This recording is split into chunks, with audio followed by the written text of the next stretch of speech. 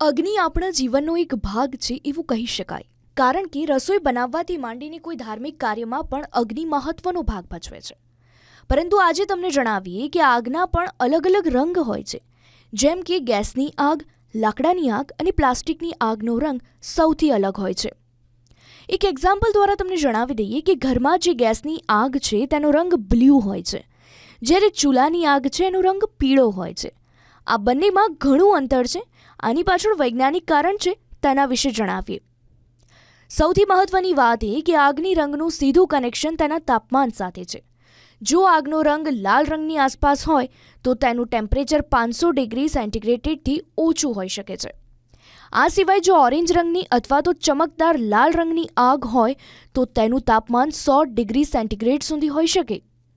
જો ઓરેન્જ કલરની આગમાં ક્યારે પીળો રંગ જોવા મળે તો તેનું તાપમાન 1100 થી 1200 ડિગ્રી સેન્ટીગ્રેડ હોઈ શકે છે.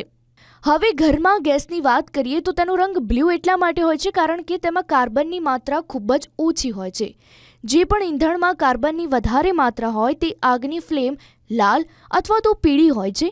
આ જ કારણોસર ચૂલાની આગનો રંગ પણ અલગ હોય છે.